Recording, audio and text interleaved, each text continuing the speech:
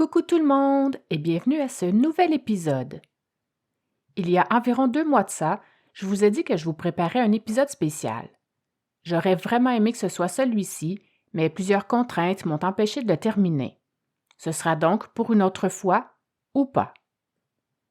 L'histoire que j'ai décidé de vous raconter aujourd'hui est une des plus récentes que j'ai écrites jusqu'à maintenant, car ce drame est survenu le 2 avril 2023 et s'est en partie déroulé pendant la pandémie.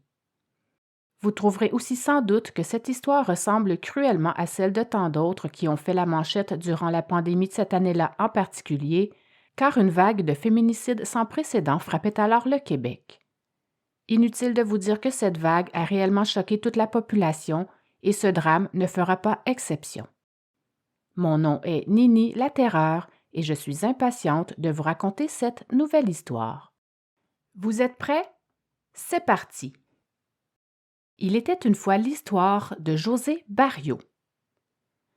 Cette histoire commence tout d'abord par une idylle s'amorçant entre Patrick Archambault, 46 ans, et José Barriault, 48 ans. Une histoire d'amour va rapidement se concrétiser entre eux.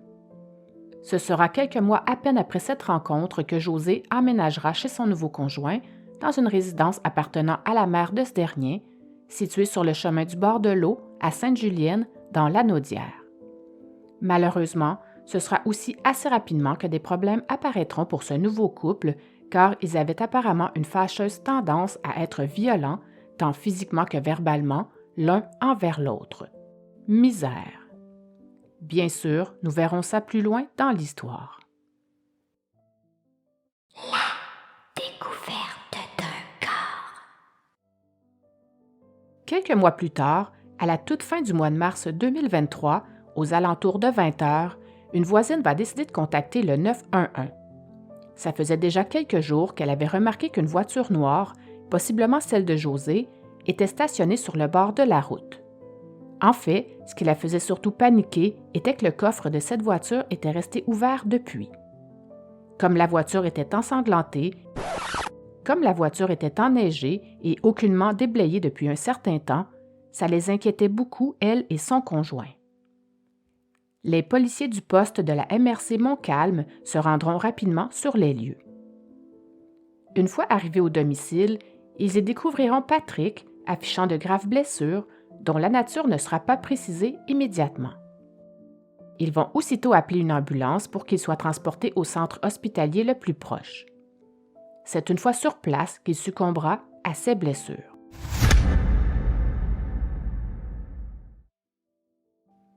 Des techniciens en identité judiciaire et des enquêteurs de la section des crimes contre la personne de la Sûreté du Québec seront alors chargés d'élucider cette mort mystérieuse.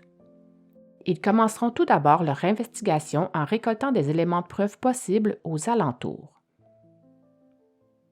La découverte d'un autre corps. Le lendemain, alors que les enquêteurs essayaient tant bien que mal de comprendre ce qui s'était produit la veille, ils découvriront cette fois le corps d'une femme.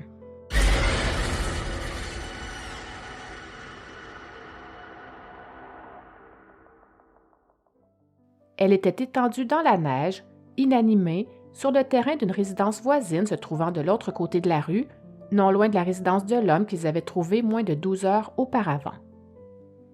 Évidemment, ils feront le rapprochement assez rapidement. Il s'agissait bien sûr de José Barriault. Son décès sera alors constaté sur place, puisqu'il s'agissait pour eux d'une mort évidente. Son cadavre présentait des traces flagrantes de violence. L'hypothèse des enquêteurs, à ce moment-là, était que ces deux personnes s'étaient sans doute agressées mutuellement à l'aide d'une arme blanche et de façon si violente qu'ils en seraient alors morts tous les deux. Quelle tristesse! Toujours selon eux, gravement blessé, José serait ensuite sorti du domicile, alors que Patrick se serait suicidé par la suite. Bien sûr, l'autopsie qui sera éventuellement pratiquée leur confirmera s'ils avaient raison ou pas. Les enquêteurs souhaitaient également savoir s'il y avait eu légitime défense, que ce soit de la part de José ou de la part de Patrick. Mais qui sont-ils?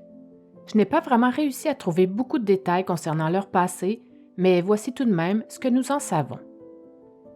Avec un aussi lourd passé criminel, Patrick Archambault était très loin d'être un enfant de cœur. Depuis 1997, il accumulait les arrestations.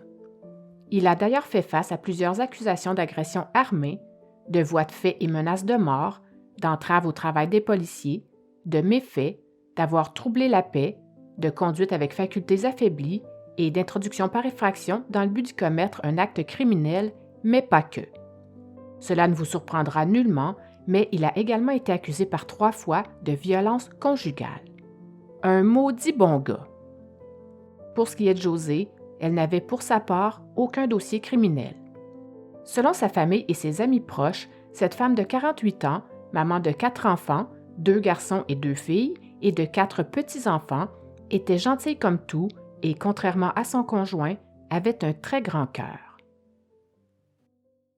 Mort prévisible. Au cours des semaines qui suivront cet horrible drame, nous en apprendrons un peu plus sur la personnalité toxique d'Archambault. Des proches de Josée viendront raconter à la presse les mois de douleur et d'impuissance qu'ils ont dû vivre avant sa mort. Ce n'était un secret pour personne que cette mère de famille vivait une période difficile, du fait, entre autres, qu'elle venait de perdre son emploi et qu'elle allait aussi être évincée de son logement. Selon ses filles, leur mère était épuisée et dépassée par tous les événements qui se présentaient alors dans sa vie. La moindre tâche lui semblait pénible et insurmontable. Sa fille Chloé dira que sa mère était dans un moment de sa vie où elle était en burn-out total. Elle mentionnera également que sa mère n'arrivait plus du tout à donner d'efforts ni au travail, ni à la maison. Est-ce que c'est pour cette raison qu'elle aurait perdu son emploi? L'histoire ne le dit pas, mais pour la soulager un peu de toutes ces contraintes que vivait sa mère, sa fille prendra la décision de prendre ses 2 frères sous son aile, qui étaient alors âgés dans la vingtaine. Marie-Lou, son autre fille, dira quant à elle que le coût de la vie stressait énormément sa mère et qu'elle n'était pas du tout dans une bonne passe. C'est malheureusement à ce moment-là qu'elle fera la rencontre de son bourreau et par le fait même de son tragique destin. Ce sera donc en octobre 2022, alors qu'elle est complètement vulnérable, que Josée fera la rencontre de Patrick via l'application Facebook Rencontre. Elle sera rapidement emballée par cet homme célibataire, avenant, mais aussi propriétaire d'une maison à Sainte-Julienne. Confiante et alors remplie d'espoir, elle quittera la ville de Longueuil et aménagera chez lui à la hâte. Sa fille Marie-Lou dira plus tard que sa mère était facilement manipulable et qu'elle était possiblement dépendante affective. Donc, pour toutes ces raisons, ce sera assez rapidement qu'Archambault commencera à la contrôler, la manipuler et l'isoler. Comme elle n'avait toujours pas d'emploi, ni logement ni voiture, Josée se sentira rapidement acculée au pied du mur, prise au piège par cet homme contrôlant et manipulateur. De façon insidieuse, il va également très vite contrôler ses finances, ses déplacements et ses interactions. Les chèques d'aide sociale que Josée recevait lui étaient aussi enlevés. Archambault allait même jusqu'à lui confisquer son téléphone et osait même envoyer des messages textes aux proches de sa conjointe à sa place. Bien sûr, ils s'en rendaient tous compte car les messages ne correspondaient pas du tout aux messages habituellement envoyés par Josée. Ce sera aussi assez rapidement qu'Archambault initiera Josée aux drogues et à une consommation d'alcool excessive. Ce sera ensuite petit à petit qu'elle perdra peu à peu le contact avec la réalité. À peine 2 mois après avoir emménagé à Sainte-Julienne, ses enfants commenceront à s'inquiéter de ne plus voir leur mère. Ils avaient bien sûr quelques nouvelles d'elle via des conversations sporadiques et via ses posts sur Facebook, mais rarement en personne. D'ailleurs, tous ses proches remarqueront rapidement un changement de comportement chez elle. Écoutons justement un extrait de sa fille Chloé nous en parler, ainsi que Mélanie, une de ses bonnes amies. Et ta mère qui change complètement sur les réseaux sociaux, Ma mère, dans sa elle façon de avait- vous écrire. Oui, nous, on avait vu une photo de notre mère qui avait comme un fusil dans son pantalon, tu sais, sur son nouveau Facebook, là, tu sais. Puis là, je me suis dit, mon Dieu, mais qu'est-ce qui se passe là-bas, tu sais? Quel genre de vie qu'ils mènent? Elle changeait aussi dans ses messages textes. Elle devenait complètement décousue. Puis après ça, elle me dit... elle m'a appelé une journée. Il me semble que c'est rendu en décembre. Il y a juste un mois qui s'est passé. Puis elle m'a dit, tu peux-tu venir me chercher? Puis j'ai dit, qu'est-ce qui se passe? Ça va pas? Elle m'a dit non. Là, il a été violent. Fait que je suis partie, puis je suis allée la chercher.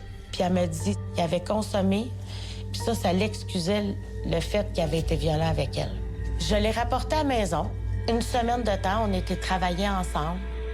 Fait qu'elle m'a dit tu peux-tu venir me porter chez Patrick? J'ai dit non, je veux pas aller te porter chez Patrick. Ouais, mais tu sais, Mylène, j'ai parlé avec, puis tu sais, Patrick avait consommé, il est conscient qu'il avait consommé, il a pas été gentil, il me l'a dit. Fait que je suis allée la porter. Ce sera seulement après la période des fêtes qu'une de ses filles la verra enfin. Elle dira que sa mère était bien amochée et qu'elle avait, à ce moment-là, les bras recouverts d'ecchymose. Durant cette brève visite, Josée ne tentera absolument pas de cacher sa situation. Elle mentionnera à sa fille que Patrick était violent avec elle et que cette fois il l'avait frappée à la suite d'une dispute car il ne voulait pas qu'elle se couche avant lui parce qu'elle devait sortir le chien. What the fuck? C'est à ce moment-là que Josée fera une première plainte à la police. Malheureusement, elle finira par lâcher prise et retourner chez son bourreau.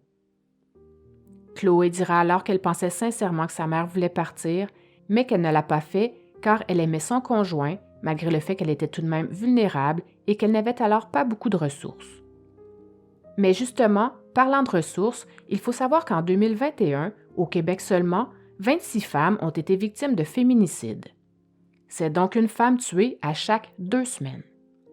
Il s'agit du nombre le plus élevé de féminicides depuis 2008.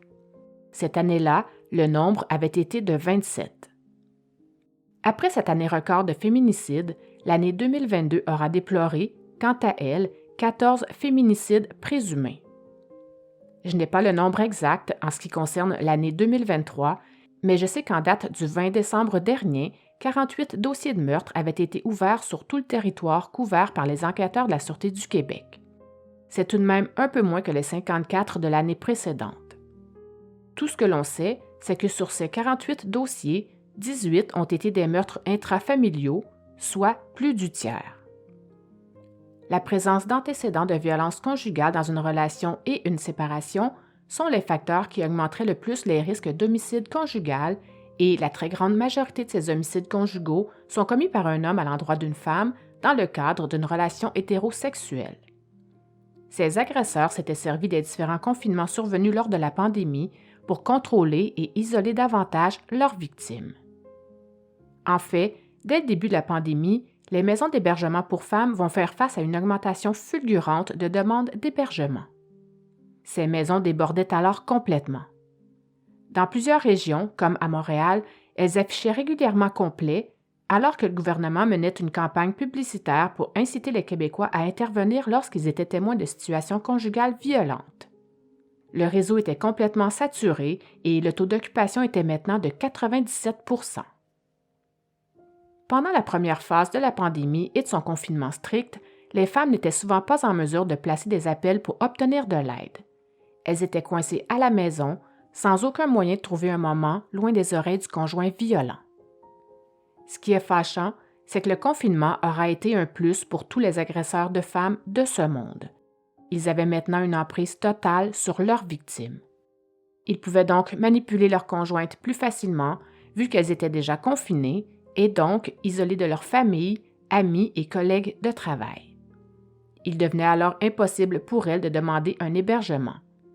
Tous leurs faits et gestes étaient surveillés. Mais revenons à nos moutons. La meilleure amie de Josée, qui était restée en contact avec elle pendant cette sombre période, racontera que les textos qu'elles s'envoyaient toutes les deux avaient pris une autre tangente. Ils passaient alors de « Patrick est merveilleux » à « Il m'a brassé »,« Je saigne et j'ai mal aux côtes ». Au cours de ce même hiver, n'ayant pas de nouvelles de sa mère depuis maintenant 3 jours, sa fille Marie-Lou s'inquiétera encore une fois. Les nombreux messages textes qu'elle lui avait envoyés étaient tous restés sans réponse. C'est là qu'elle se décidera à communiquer avec son beau-père. Elle lui écrira ceci. « Hé, j'ai plus de nouvelles de maman.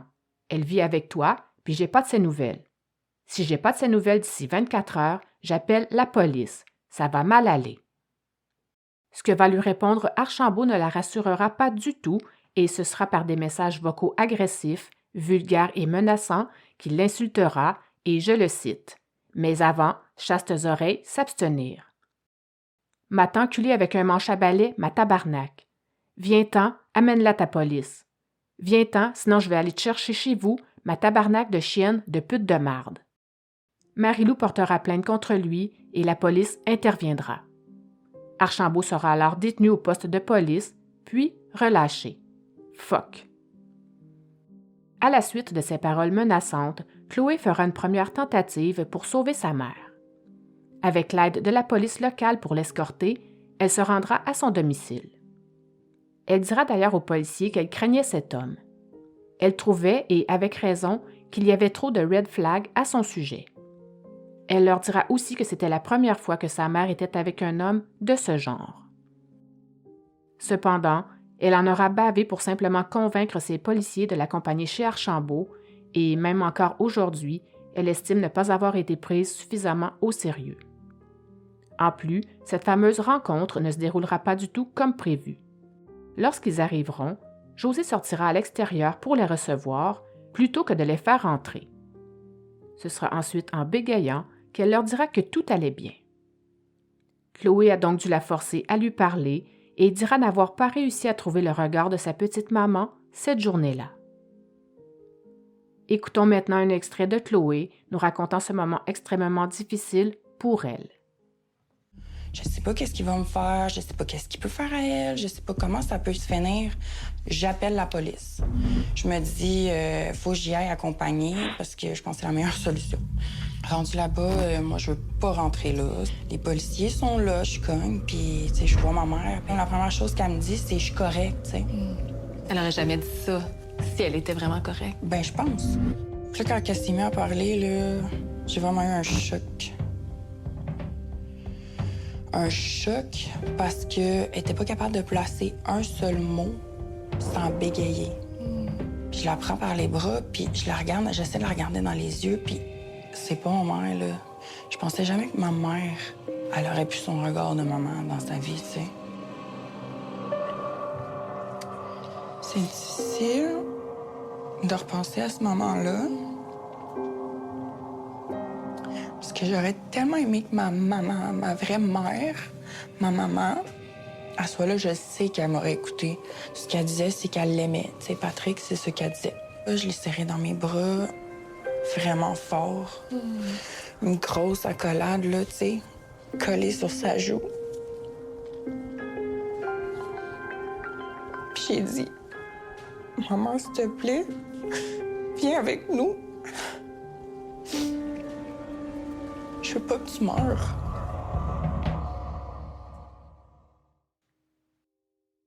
Elle dira plus tard que les proches et les victimes doivent être à l'affût en matière de violence conjugale et que tu ne peux pas forcer quelqu'un qui ne veut pas. Elle dira qu'elle n'avait alors pas la formation ni les outils nécessaires pour le faire, malheureusement. Elle terminera en disant « J'avais l'impression que la seule chose que je pouvais faire, c'était d'attendre que la police m'appelle pour me dire que ma mère était morte ou blessée. » En février, José aura un court moment de lucidité. Elle devait sans doute sentir le danger venir et tendait des perches à ses proches. Elle avait même confié à sa fille Chloé vouloir s'enfuir de la maison, car son quotidien devenait de plus en plus sombre. Ce sera donc par texto que José lui expliquera son plan d'évasion. Elle lui textera ceci.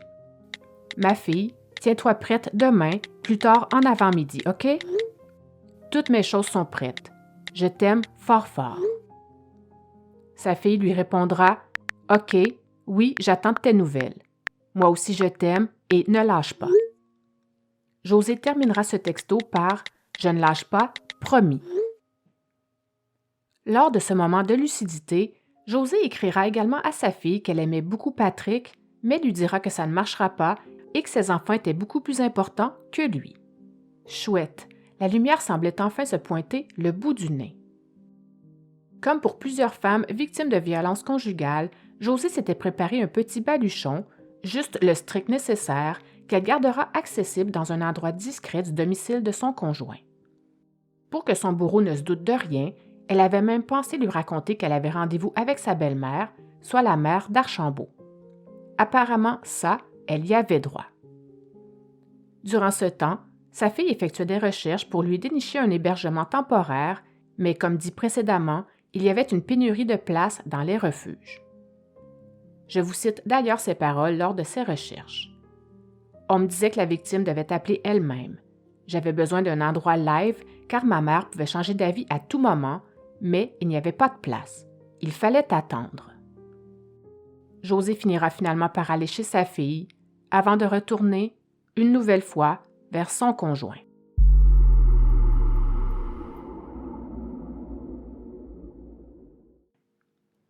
En fait, durant ces quelques semaines où José sera enfin en sécurité chez sa fille, Archambault ne lâchera pas le morceau. Il recommencera, petit à petit, à communiquer avec elle et à regagner sa confiance.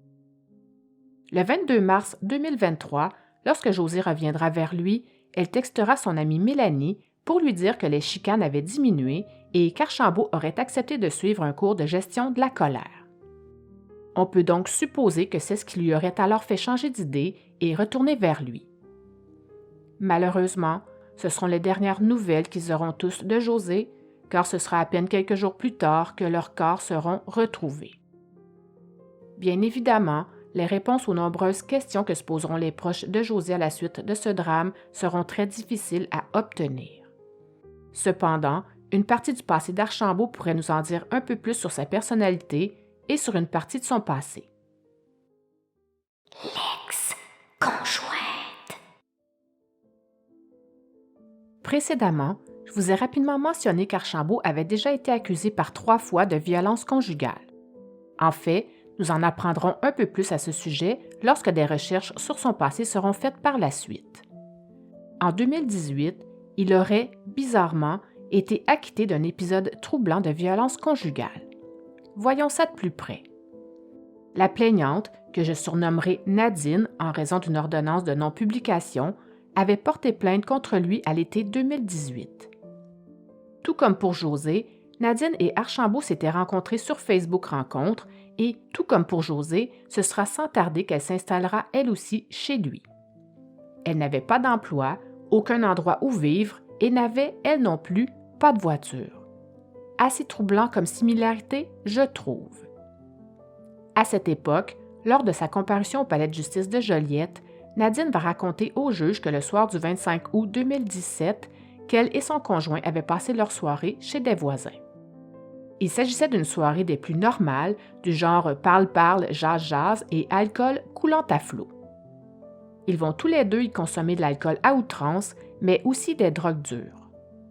Toujours durant cette soirée, Nadine dira avoir reçu des coups de poing à répétition de la part de son conjoint. Inévitablement, au retour de la fête, une dispute va éclater et dégénérer. Ils étaient alors couchés dans leur chambre lorsque c'est arrivé. Nadine va expliquer avoir eu très peur de lui à ce moment-là et que c'est pour cette raison qu'elle avait alors tenté de l'éloigner d'elle en le repoussant, mais qu'il aurait plutôt perçu ce geste comme une attaque. C'est là qu'il lui aurait dit « Tu veux me frapper? Moi je vais te frapper ». Il aurait alors commencé à lui taper dessus. Nadine va alors essayer de se défendre à l'aide d'un couteau de cuisine qu'elle venait de récupérer. C'est à ce moment-là qu'Archambault se serait emparé de l'arme qu'elle tenait et aurait fait mine de vouloir l'utiliser contre elle en l'approchant de son cou. Nadine dira au juge avoir supplié son conjoint de ne pas la tuer. Elle avait alors dit à Patrick de lâcher le couteau, en lui disant aussi qu'elle ne méritait pas ça. Mais ce n'est pas tout. Il avait même également essayé de la frapper avec le couvercle des toilettes. Elle mentionnera également qu'il lui faisait tellement peur que sa réaction avait alors été de rester calme pour ne pas le provoquer davantage. Elle terminera en disant qu'il lui avait dit, à plusieurs reprises durant la soirée, vouloir la tuer.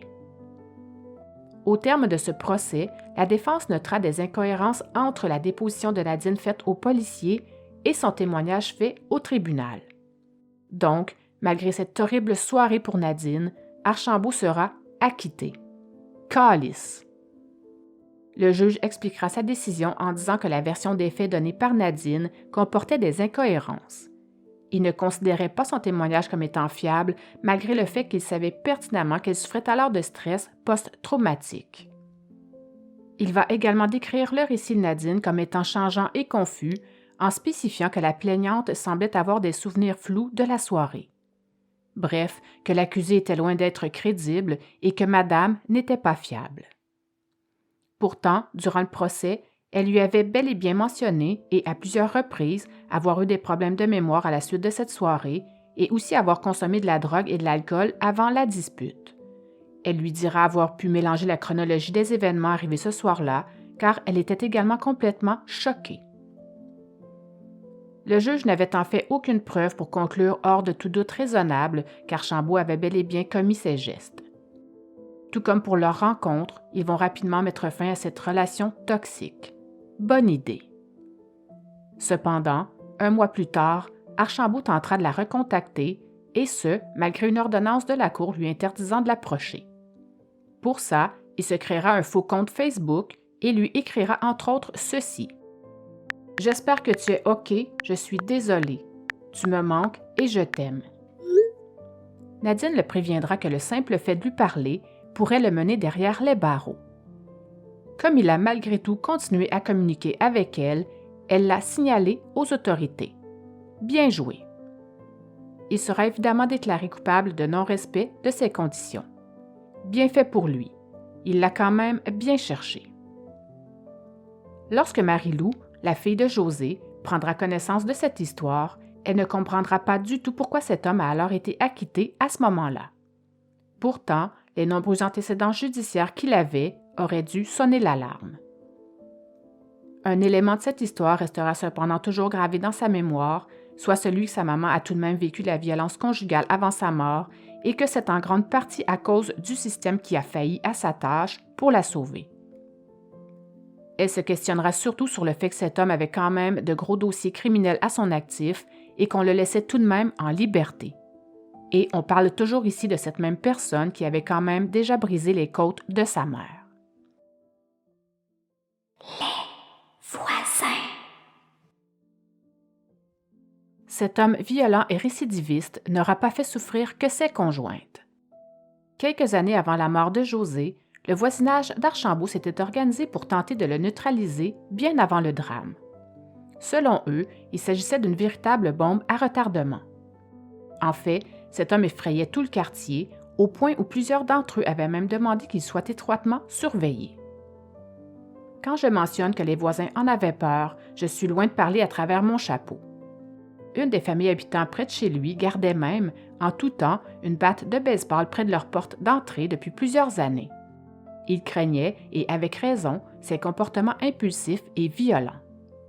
D'ailleurs, en août 2017, ils ont eu droit à une grande frayeur. Archambault était alors en couple avec Nadine lorsque des policiers sont venus frapper à leur porte.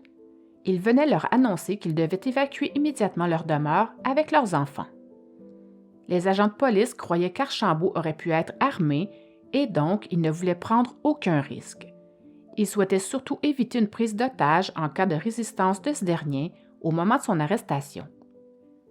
La petite famille s'est donc aussitôt réfugiée chez un autre voisin. C'est une fois sur place qu'ils apprendront que Nadine venait alors d'être battue sauvagement. Malheureusement, Archambault sera de retour chez lui quelques jours à peine plus tard, ce qui est évidemment très fâchant. Ils diront tous que c'est à partir de ce moment-là qu'ils avaient décidé de garder leur distance avec lui. Excellente décision. Cependant, ils ne seront pas au bout de leur surprise avec cet individu, car 2 ans après cet événement, Archambault fera éruption chez eux en état d'ébriété avancé et voudra alors leur faire des excuses pour leur avoir donné la frousse ce soir-là et leur assurer qu'il ne leur voulait aucun mal. D'ailleurs, c'est sur leur terrain que le corps inerte de José sera retrouvé quelques mois plus tard. Aussi, le voisin qui avait alors accueilli cette famille lors de cette arrestation leur aurait confié qu'il avait déjà trouvé Nadine ensanglantée sur le pas de leur porte. Ce nouvel événement se passait environ 1 an avant l'arrivée de José dans le portrait. Le fait qu'ils avaient accueilli Nadine pour l'aider à ce moment-là va provoquer une grande animosité entre les 2 hommes et n'en restera pas là. À peine quelques jours plus tard, en pleine nuit, Archambault viendra se présenter chez eux, accompagné de son grand Danois et habillé en commando.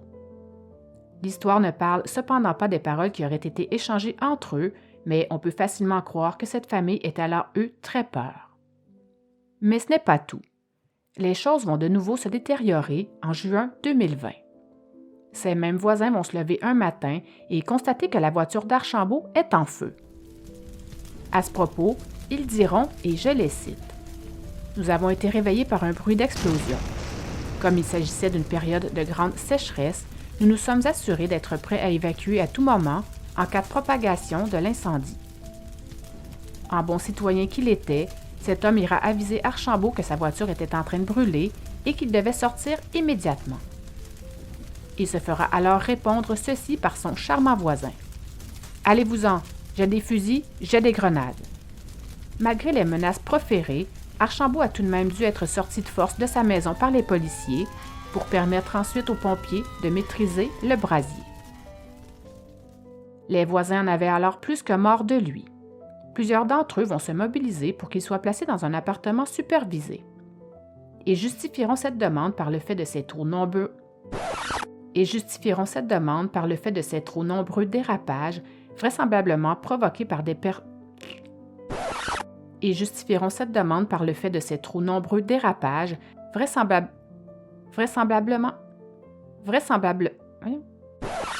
vraisemblablement provoqués par des problèmes de consommation.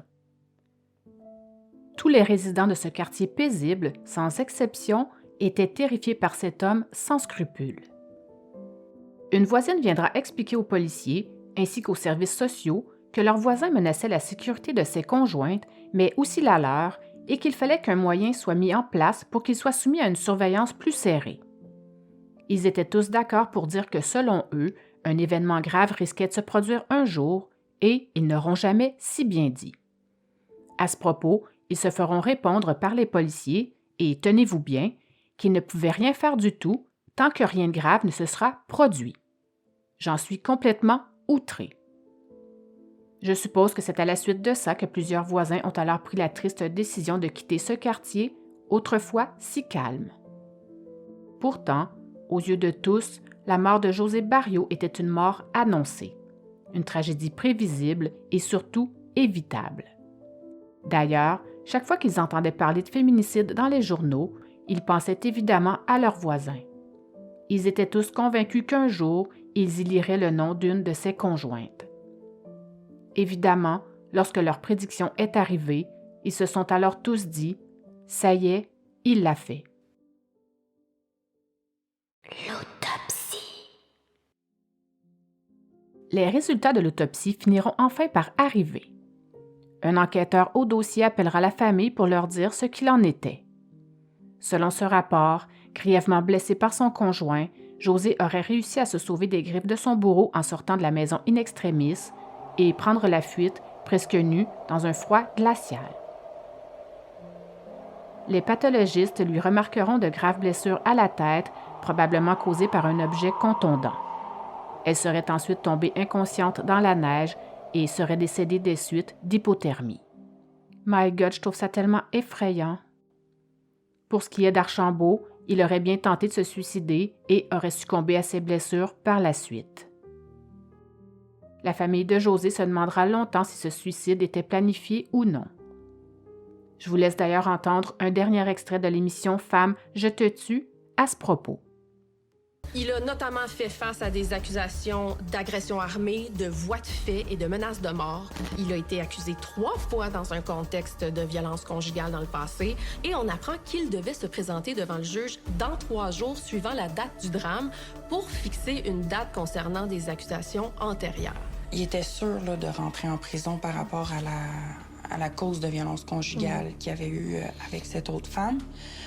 Fait que c'est quelque chose qui l'inquiétait beaucoup, puis c'est ça. Je pense qu'il voulait pas aller derrière les barreaux, fait qu'il parlait de peut-être mettre fin à ses jours, puis tout ça. C'est ce qu'il a fini par faire. C'est Donc, ce qu'il a fait. il a assassiné ta mère, puis il s'est enlevé la vie par la suite. Mais c'est ça. Pourquoi, tu sais? T'aurais pu juste partir, toi, tu sais. On n'aurait pas voulu, peut-être. Moi, non, en tout cas, mais...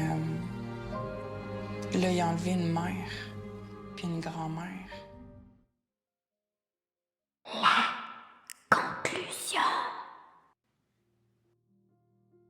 Les femmes immigrantes, les femmes autochtones, celles en situation de handicap, les jeunes femmes, les femmes des communautés LGBTQIA, les femmes âgées, en situation d'itinérance, en situation de dépendance économique et les femmes racisées par la société sont parmi les plus à risque de subir une ou plusieurs formes de violence.